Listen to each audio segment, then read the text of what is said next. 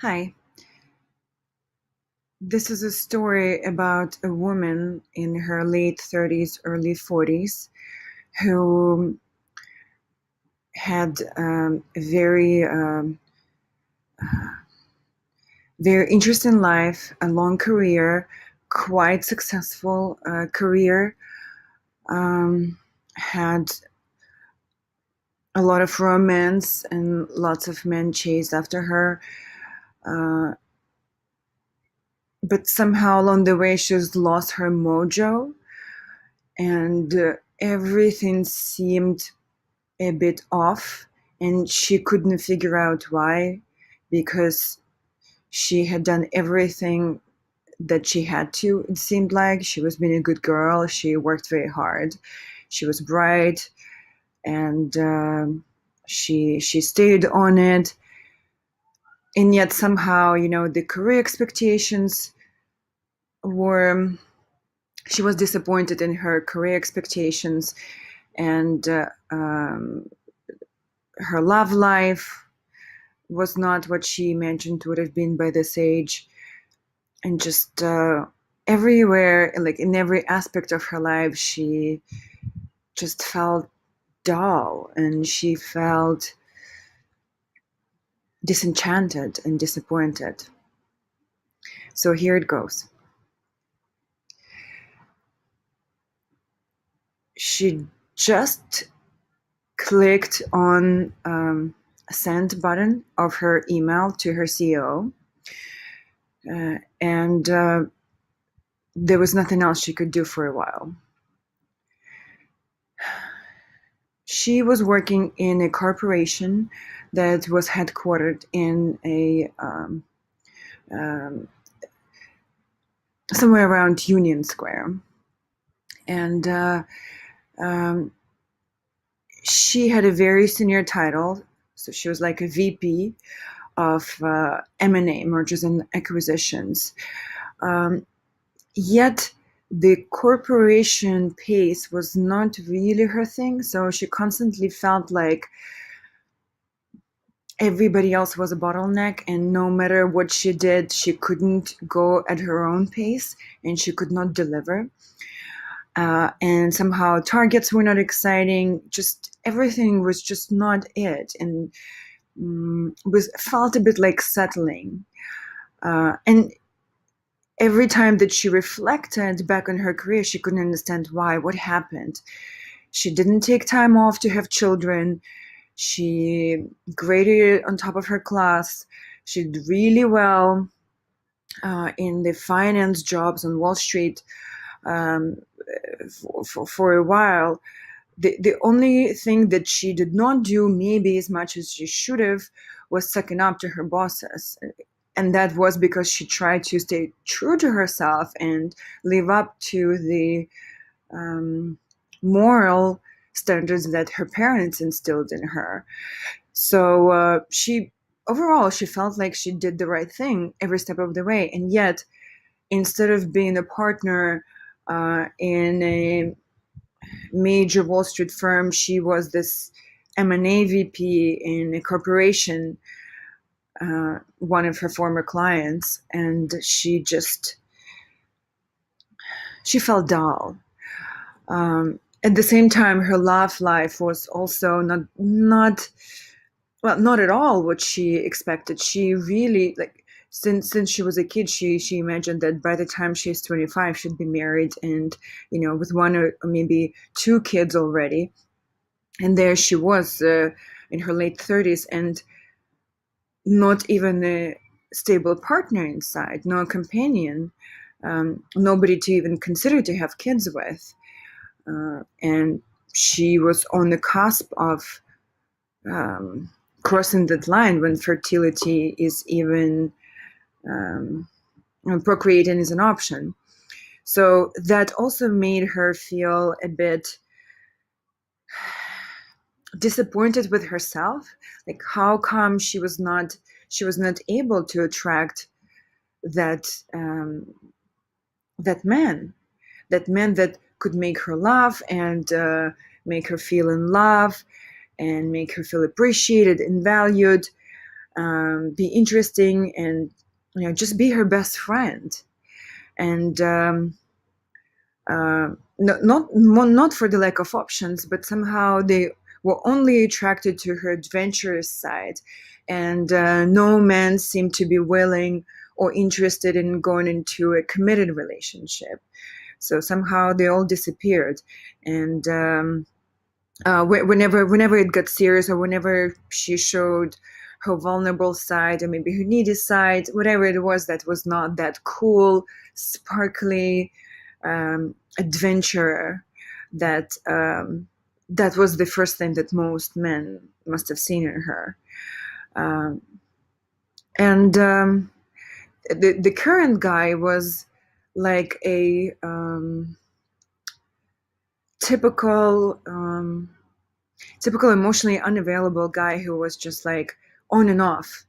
So whenever she would become soft and vulnerable, basically he would lose interest and disappear. And when she would get pissed off with him and his flaky behavior, he would come back crawling and be at her feet and show interest. But the moment that happened, she just wanted to be herself again, her vulnerable self, and didn't want to work for it. And there was that loop. So at that moment, there was again the time when he disappeared and was missing in action, and so she was feeling blah, because she saw something better in this man, and she was quite attracted to him, and she just couldn't understand why, what was wrong with her, why couldn't she attract him enough to be with her at any time. And so there was this woman, still quite attractive and engaging and interesting, charismatic, quite successful to an outsider, with quite a credible career. And she just sent that message to the CEO about an upcoming acquisition target, and having nothing to do, she decided for once to go out and grab a lunch and eat the lunch outside and enjoy this beautiful spring afternoon. So she goes outside and she grabs a sandwich, and she found herself like a kind of like a place by the park, but not inside the park, to sit like on a boardwalk and to just enjoy the beautiful day, enjoy the new life, the spring.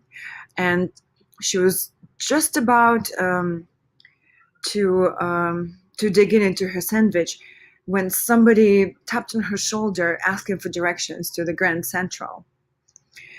And she looked up from her phone, and she saw, like, she actually dropped the sandwich like midway through biting into it, because she saw this fairy tale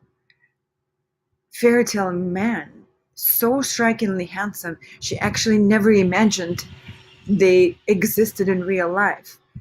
And he was dressed up as if he was going for a black tie event, and he was just dashing.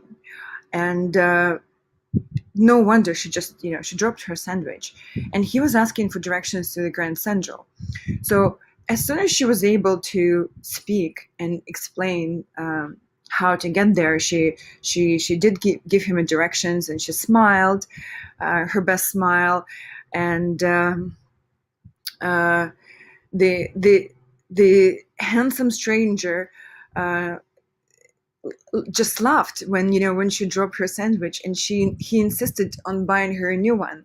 And she was just like, okay, actually, like she actually tried to tell him it's not necessary and no words, because she lost her appetite anyhow, and she really doubted that she would be able to eat for the rest of the day. but but he insisted.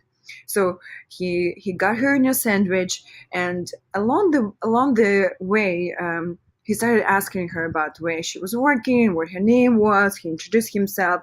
He was trying to get to Connecticut for some meeting, and he had just received some award from the city and whatnot, something important. And uh, the, that's what explained the black tie. And he said that he was completely new to the city, and did not know he was going to be completely alone, and he did not know where to go. Ask for some recommendations for a restaurant.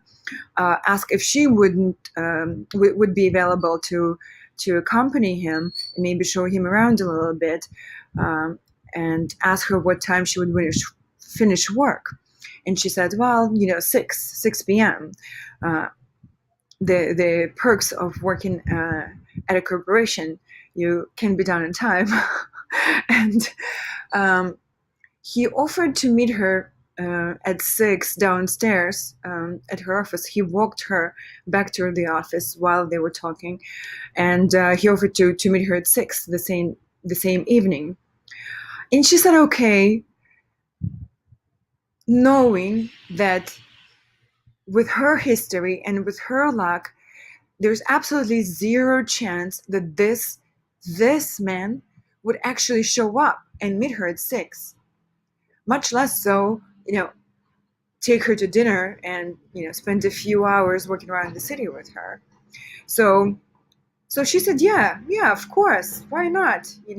She had a dance class that night, but I mean, it's no big deal. She worked out seven times a week, so she could skip one. So there it was. They said their goodbyes. She went back upstairs. Needless to say, for the rest of the day, she could not concentrate on work, on the acquisition target, on pretty much anything at all. The rest of the day just went in a sort of haze. She was just daydreaming about this man and just wondering what was it. And of course, every minute dragged, and like it seemed like forever before it became the clock showed 5 to 6. And at that moment she became very anxious and panicked, and she was wondering, should she even go downstairs, should she even try her luck, like for the fear of being disappointed again. And so she was dragging her feet. She didn't really want to go outside. She would rather disappoint herself than be disappointed by this handsome man, because at the end she just wanted to keep that beautiful image and those beautiful precious moments that she had with him. So like 6:15, she finally managed to get outside, and guess what, he was just standing there checking his phone. What followed was a love story from a fairy tale. He took her to dinner. They walked around Manhattan. She showed him her favorite spots, whatever spot meant something to her, where she felt lonely, or the spot where she would come for reflection, the places she loved to shop at, all kinds of different things. Subsequent days, he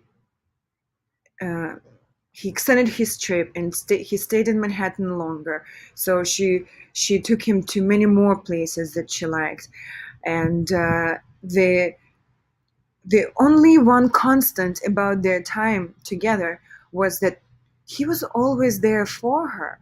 And even every time that she tried to sabotage it, because she just could not believe it, she could not handle it, she could not believe that this smart, handsome, generous, successful man just put her on a pedestal and worship her and loved her and did everything for her, gave her everything that she ever imagined getting from a man without asking for anything in return, just for her to be there.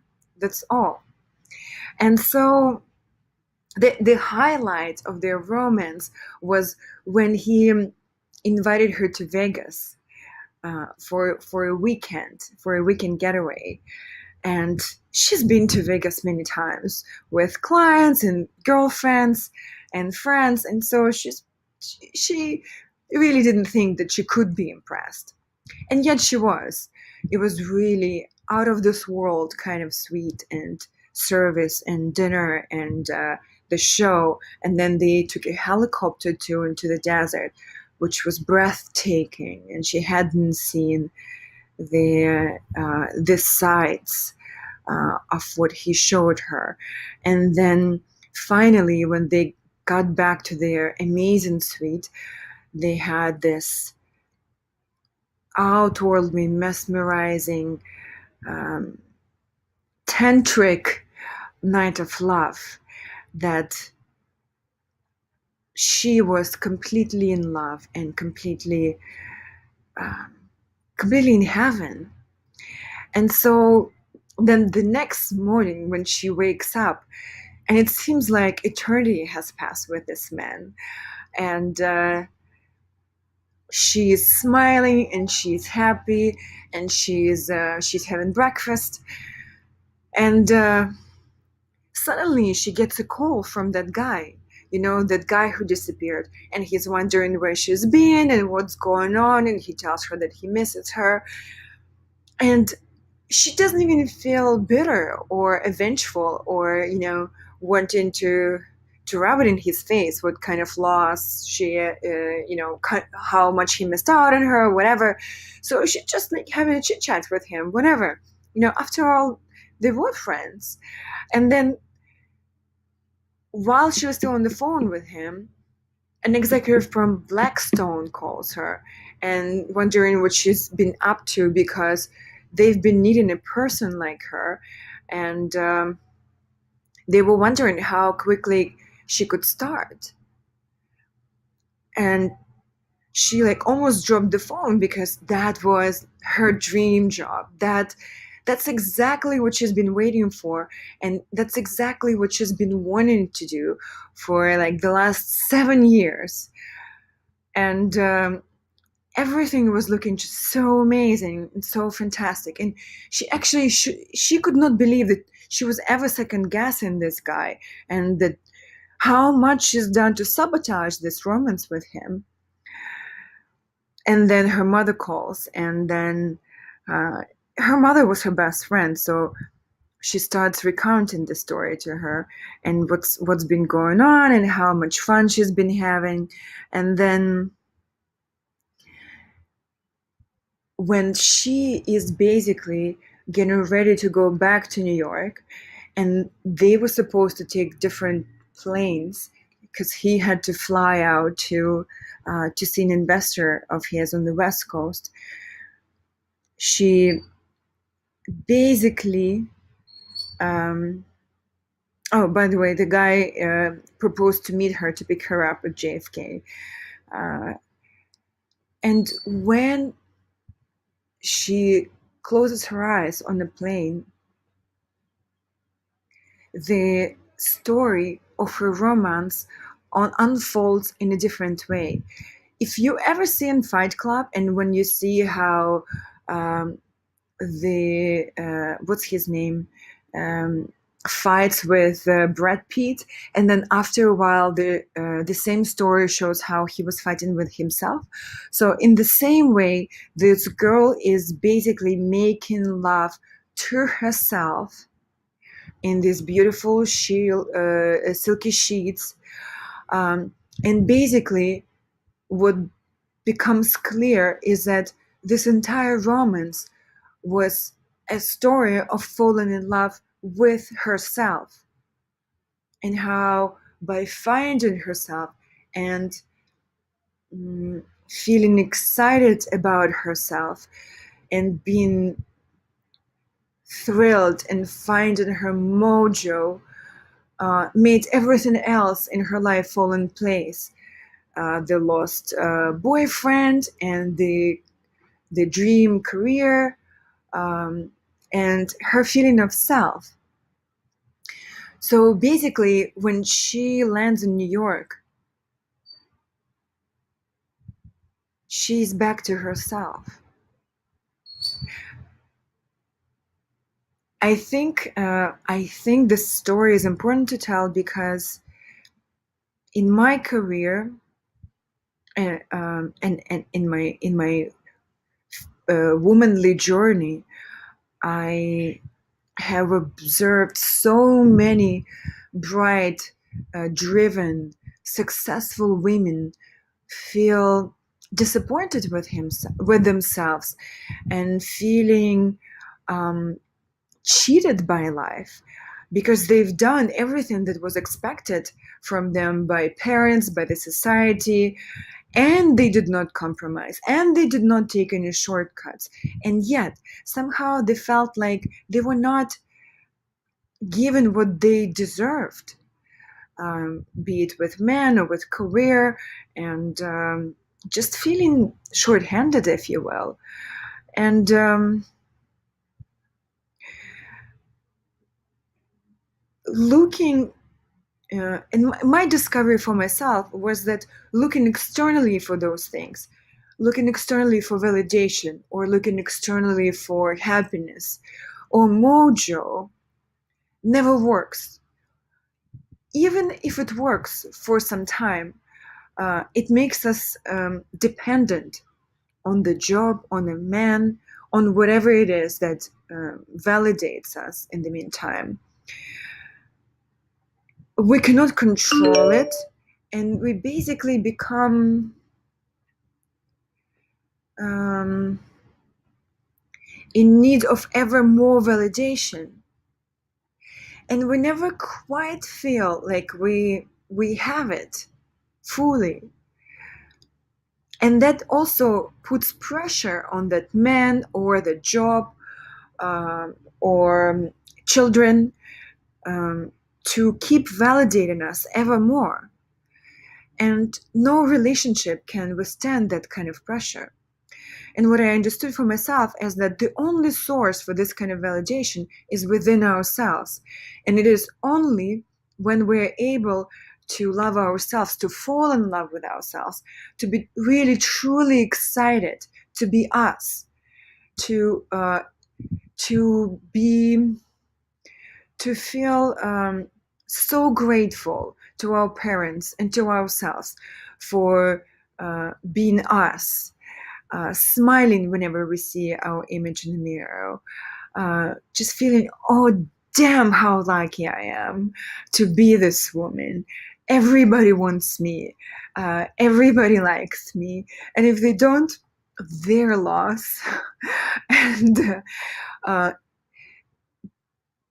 that's when we can be in that place in ourselves, when we can attract that man of our dream, and also when we feel um, like we deserve one, and when we allow ourselves to be loved and to receive love. And the same goes for career, when we feel like we deserve that career and when we allow ourselves to have the best career and to have the best possible thing for ourselves.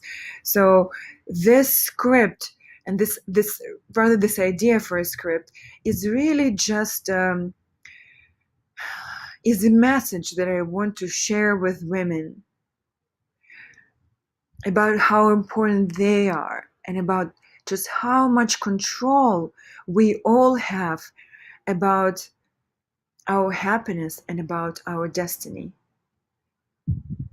I really hope to live to the day when this will be a movie.